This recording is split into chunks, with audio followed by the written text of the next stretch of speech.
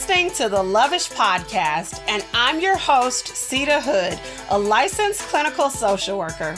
Each week, I'm going to help you to develop the belief and strategy necessary to make an immediate impact on the world by deep diving into topics like mental wellness, faith, relationships, and love. I should mention before we hop into the show, this is not a substitute for a relationship with a licensed therapist. You ready? Let's get it!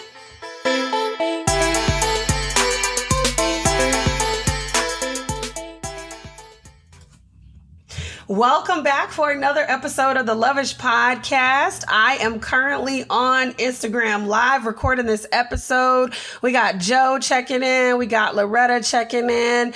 And if you are on Instagram Live watching this episode with me, share it out with your friends if you can.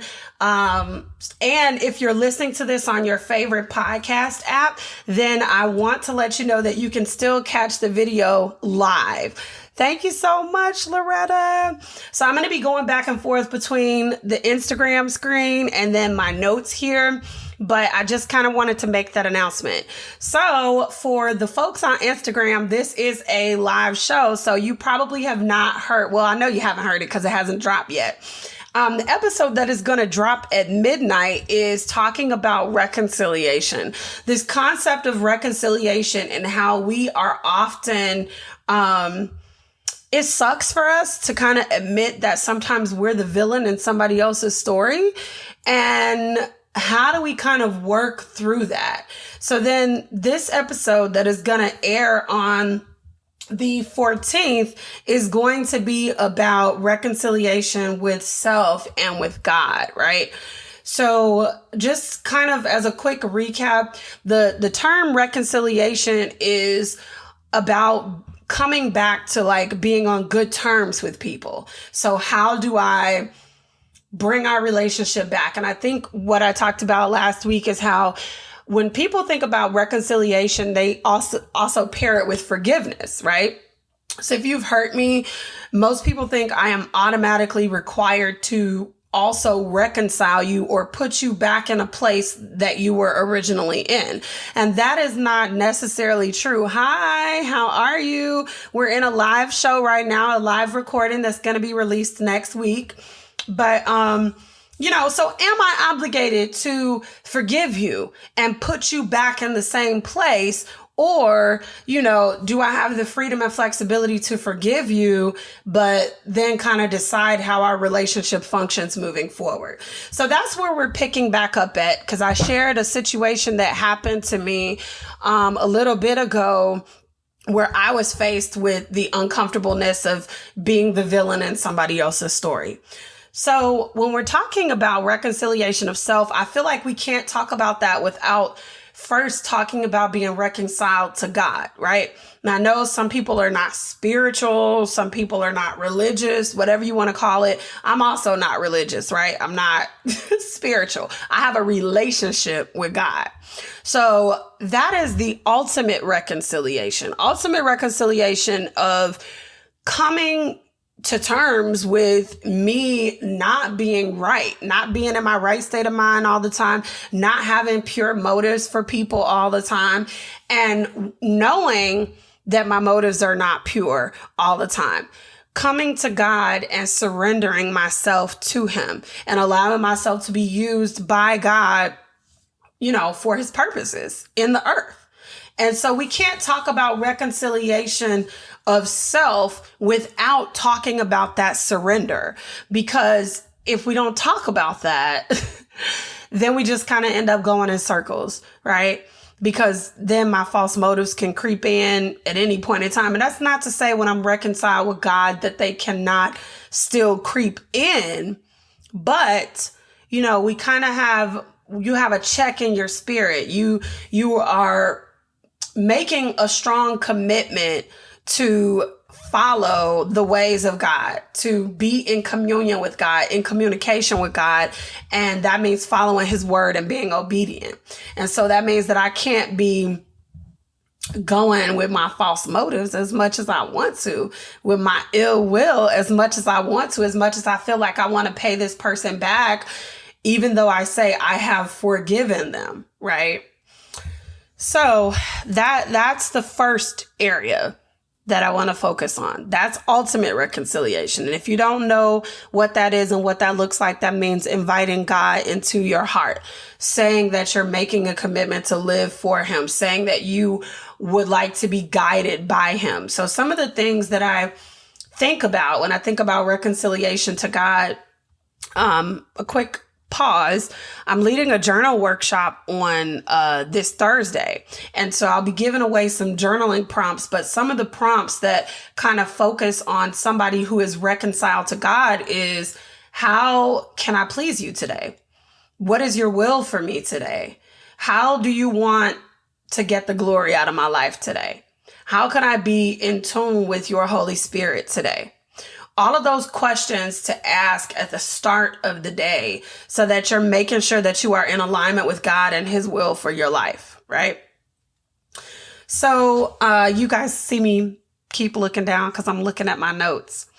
We also have to be, hello, welcome in. We are doing a live show here. We also have to be reconciled to ourselves. Hi, how are you, Tiffany? So I want to break reconciliation to ourselves down a little bit, right? Breaking that down, because I know some folks that are listening may be like, well, what does that mean to be reconciled to yourself? That means that a lot of us are walking around with junk, right? Junk and messiness in our minds, in our hearts, and we have impure motives for people.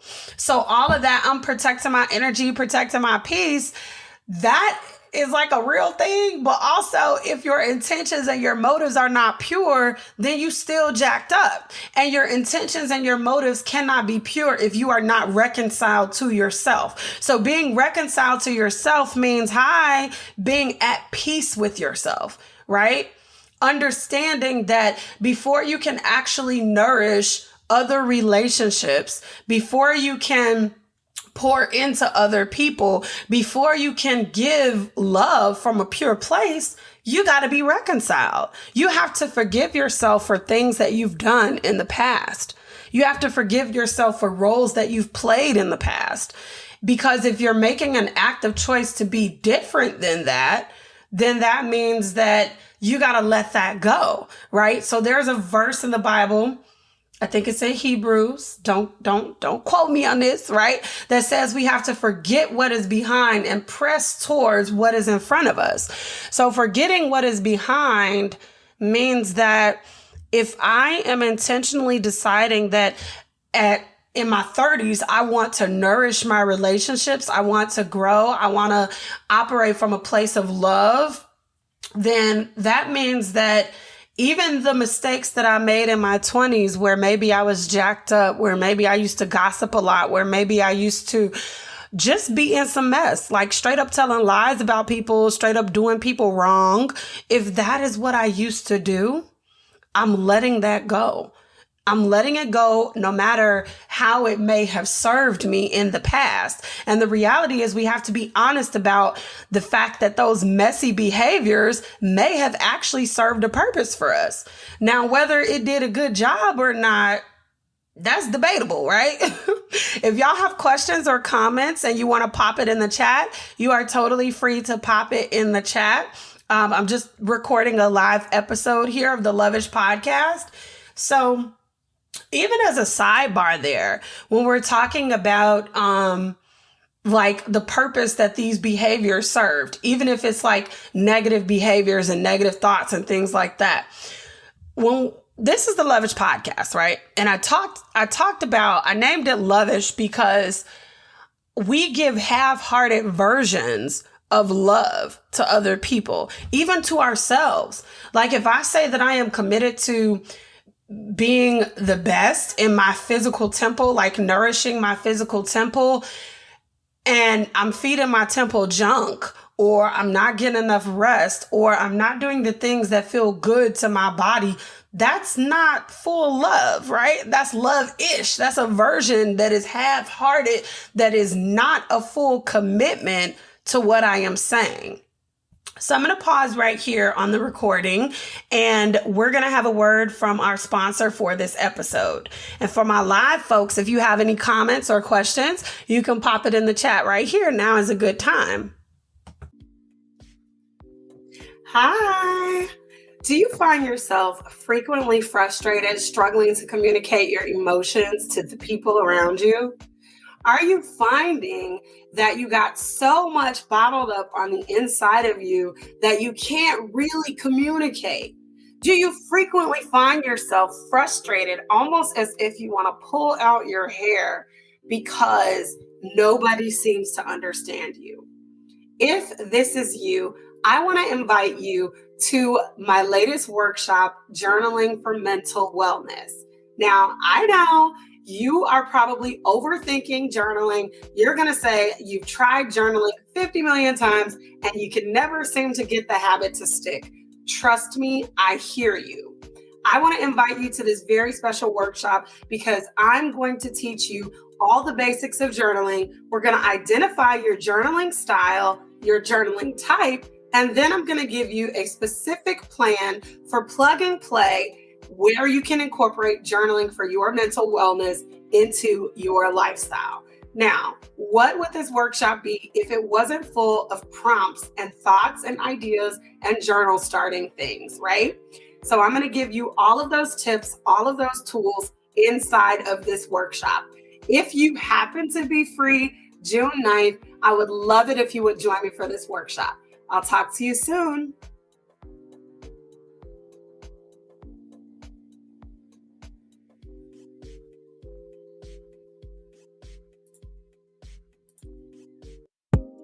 Have you been playing small, building someone else's dream while yours slowly dies inside of you?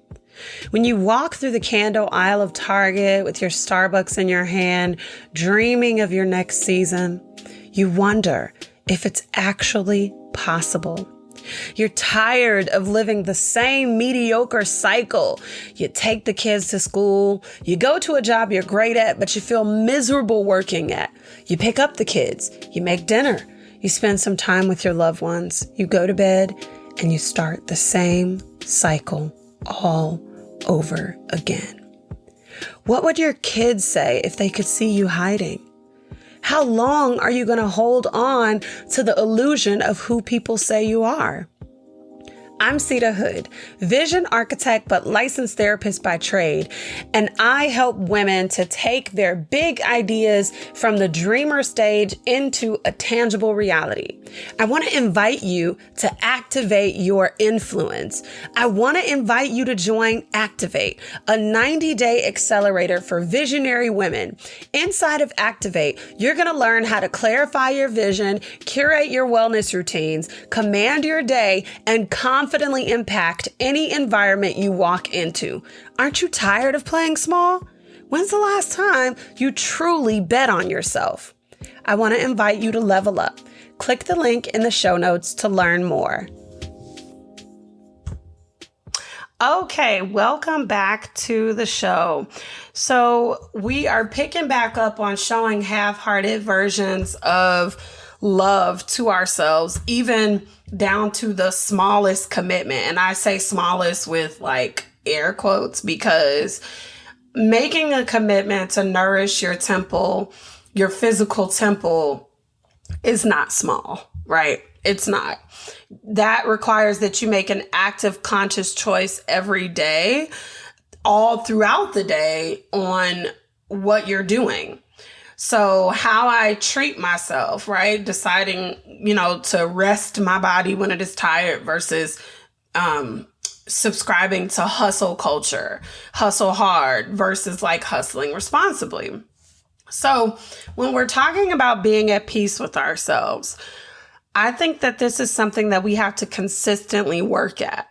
It's not something that I think comes easy to a lot of people, because I think even when you have maybe mastered, and I use that term very loosely, master this concept of being at peace with yourself, there are still things that you have to, like things that come up in life that can throw you off.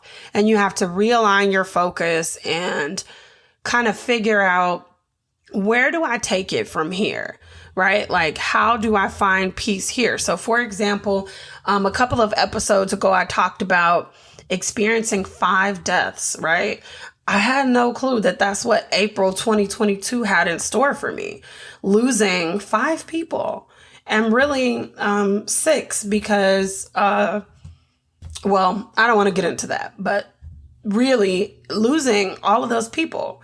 And so with that curveball thrown in, how do I now find peace? How do I surrender to the situation, but still strive forward, still move forward, still be intentional about the way that I show up for people? And if you follow my social media pages regularly, you will notice that I have kind of pulled back, and I pulled back for that need. It was my need. I needed to pull back. I needed to heal. I needed to just kind of go to a place of silence, to be quiet, to reflect, to heal, to grow, to be real with myself that it was hard. It was hard for me to show up. Now, I still did a lot of the things that I needed to do behind the scenes, but in terms of showing up live, posting a lot of content, I had to pull back from that. And I know the algorithm is what it is, but it's just gonna have to be what it is, right? Because I needed the space for me.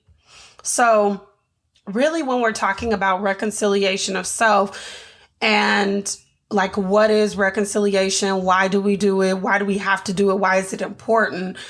That's where we have to start.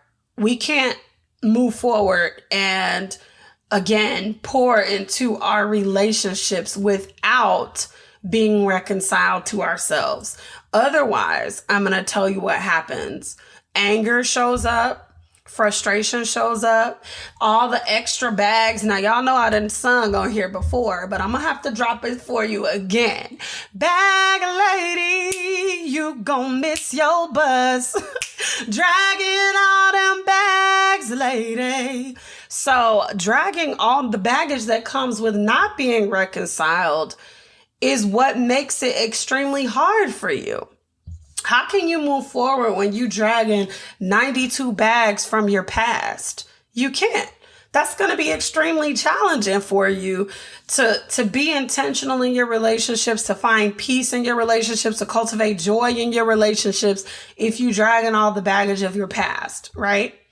And I understand that releasing the baggage of your past comes with grief because, again, those behaviors served you for a purpose. There was some need that these behaviors were meeting. So when you can kind of figure out what need they were meeting, then you can figure out how to replace them. Okay? So the anger that often comes out is unintentional. And sometimes, a lot of times, it something that somebody does to us might make us upset or blow us, so to speak. But in reality, we don't even know that it is connected to our trauma. We don't even know that it's rooted in something that happened with us. So we always have to be practicing self-awareness. That's why you guys hear me say it all the time on my videos, on the podcast, everywhere. Like, you have to be self-aware. That is so important. You have to be self-aware first and foremost in order to show up in a relationship with yourself and a relationship with other people. And our relationship with ourselves and with God is like what is most important in our lives. So we have to be intentional about healing and intentional about our wellness. When we can be intentional about those things, then we're starting from a good spot. And it's not to say that, you are perfect after that, because you've also heard me say that perfection does not exist, right? So if perfection does not exist, then what are we doing? I talk about this concept for women, specifically moms, ghost mom. We have this mom, this invisible mom. I hear women say all the time, like, well, this mom's, all the other moms are doing this or they're doing that. And I'm like, what other mamas? What they doing? How you know what the other mama's doing? Because most often, this is just a far-fetched thought in our mind for what other moms are doing. And I don't know who created the standard here, but everybody's life is different and everybody's needs are different and how we raise our children are different. So you have this ghost kind of hanging in the background of what your life should look like, and you're creating this standard of perfection that you will never reach. So the important thing is to stay consistent and to remain self-aware, right? If we can do that, then we can come to a place where we can find peace. We can consistently be reconciled to God and ourselves, and then follow up in our relationships. So I'm going to pause right here and I'm going to check the chat for any questions. And if we don't have any questions today, which is okay, that's totally fine. And I'm going to stop this episode right here.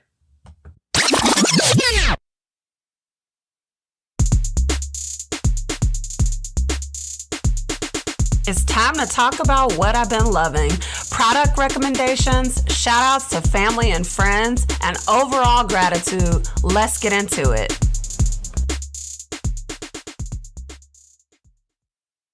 So as you might know, because your kids might be on summer break if you have kids, or maybe you just know that this is the time of year kids go on break, I have been thoroughly enjoying home workouts with my baby girl. Now, this is an improvement, y'all, because I used to be one of those mamas that's like, I don't have enough space to work out with my kids, and so it's kind of annoying because you be tripping all over them, and it be hurting when you work out, okay? Like trying to lift the weights, trying to do all the stuff, trying to focus, and then kids just being kids. But one thing that I found was some workouts on YouTube that are very kid friendly. And so I have been really taking advantage of those, and it's been fun. Like, because I always wanted to teach my daughter like the lifestyle of wellness. I feel like, well, obviously one, the Bible is true, but, also I've seen that in action, like train up a child in the way that he should go, and when he's older, he won't depart. So for me, I can remember doing workouts at home. Like, I have always been a person who worked out. As a kid, I always used to work out, even if I was not engaged in like formal sports or anything like that. I was always engaged in physical activity. And even in college, engaged in physical activity. So when I think about it, like, physical activity has been an important part of my life for a long time. And I think that the ways to help cultivate that in kids, the best way is, one, for them to observe you doing it, but then two, to include them in that process. So it's been really nice including my daughter in the process, and my son too, but most often I like to work out when he's not around, because, he still be getting in the way. Like, let's keep it real. He still be in the way. But just doing the workouts with my daughter and finding something that we can do together that is wellness focused. So that's what I've been loving this week. All right. Thank you so much for joining me for this week's episode. In today's episode, we did a live recording of this on Instagram. So if you would like to watch the video version, the live version of the episode, you can head on over to my Instagram, which is linked in the show notes, or it is at Sita Hood. That's on Instagram, at Sita Hood. So I went live and we covered what reconciliation with God looks like and how that is the bridge to reconciliation with yourself. And if you do not reconcile with yourself and with God, you cannot fully show up and nourish your relationships in the way they need to be nourished. So I hope you enjoyed today's episode. If you enjoyed today's episode, share the love. Share it with your auntie, share it with your mama, share it with your best friend, share it with your granddaddy, and then head on over to Apple Podcasts and leave us a 5-star review. Reviews help the podcast to grow. Well, that is all I have for you this week. I will see you out in these social media streets.